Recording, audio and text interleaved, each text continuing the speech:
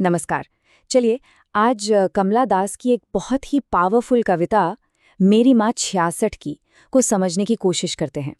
ये एक बेटी की अपनी बूढ़ी होती माँ के लिए जो एहसास हैं, जो डर है, उसकी कहानी है। और ये कहानी यकीन मानिए बहुत गहरी है। तो कहानी की शुरुआत होती है एक कार से। एक बिल्कुल आम सा सफर जो घर से एयरपोर्ट तक का है। लेकिन कभी कभी ना ऐसे ही आम से पलों में जिंदगी के सबसे गहरे एहसास छुपे होते हैं। और यहीं वो पल आता है जब कवित्री अचानक अपनी माँ की तरफ देखती हैं और सच में उन्हें देखती हैं। और वो जो नज़ारा था उसने उन्हें अंदर तक हिलाकर रख दिया। जरा उस सीन को इमेजिन कीजिए। कार की खामोशी, बगल की सीट पर माँ ऊँघ रही हैं, मुंह थोड़ा खुला हुआ है और बेटी उन्हें देख रही है। बाहर की दुनिया चल रही है, लेकिन कार के अंदर वक्त जैसे थम सा गया है। अपनी माँ के चेहरे को बयान करने के लिए वो जो पहला शब्द इस्तेमाल करती हैं, वो है एशन, मतलब राख जैसा, जिसमें कोई रंगत न हो, कोई जिंदगी न हो, एकदम बेजान। और यहीं पर कविता का पहला और सबसे चौंकाने वाला सच हमारे सामने आता है। ये तुलना सुनने में बहुत कठोर लगती है ना? लेकिन ये उस गहरे डर को दिखाती है जो कवयित्री के मन में चल रहा है। तो सवाल ये है कि अपनी जीती जागती माँ और एक लाश की छवि के बीच ये इतना सीधा, इतना दर्दनाक कनेक्शन वो कैसे बनाती है? इसके लिए वो एक खास पोएटिक डिवाइस का इस्तेमाल करती है। इसे कहते हैं सिमिली, यानी उपमा अलंकार। जब जैसा या की तरह जैसे शब्दों का इस्तेमाल करके दो बिल्कुल अलग चीजों की तुलना की जाती है।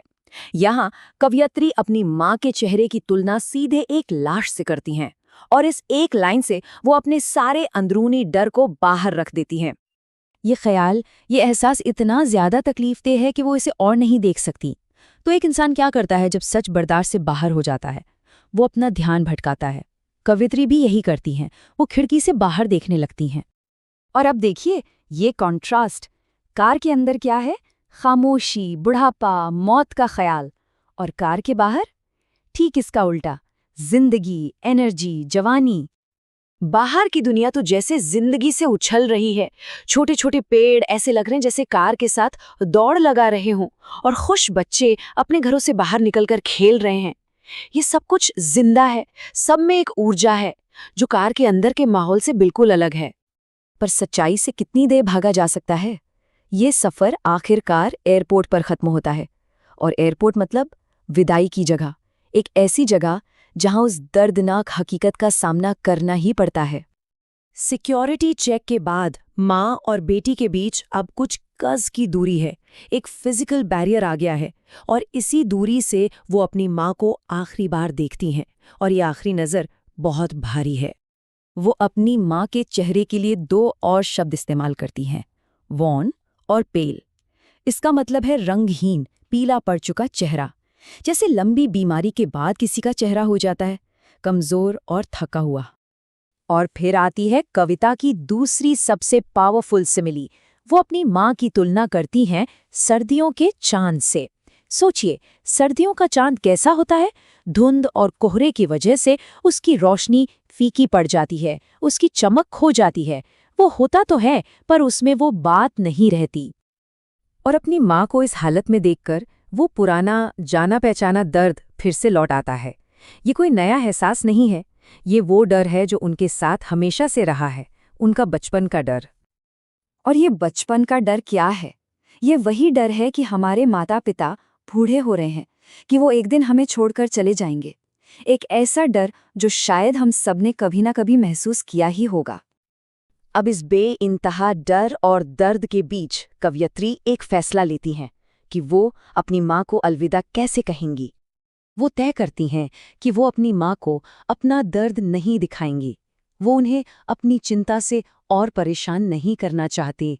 इसलिए वो अपने सारे डर, अपनी सारी तकलीफ को एक मुस्कान के पीछे छिपाने का फैसला करती हैं। उनके शब्द बहुत सीधे और उम्मीद से भरे हैं। जल्द ही मिलेंगे अम्मा, एक ऐसा वादा जो शायद वो खुद भी नहीं जानती कि पूरा होगा या नहीं। और वो बस मुस्कुराती हैं और मुस्कुराती हैं और मुस्कुराती रहती हैं। स्माइल शब्द को 3 बार दोहराना ये दिखाता है कि ये कितनी कोशिश करके लाई गई मुस्कान है। ये एक मुखौटा है जिसके पीछे आंसुओं और डर का समंदर छिपा है। तो पूरी कविता का सार इन तुलनाओं में है, 2 सिमिली और एक रेपिटेशन। ये सिर्फ साहित्यिक शब्द नहीं है, ये वो औजार हैं जिनसे कमला दास हमें एक बेटी के उस अनकहे दर्द को महसूस कराती हैं जिसे शब्दों में बयां करना शायद मुमकिन ही नहीं था।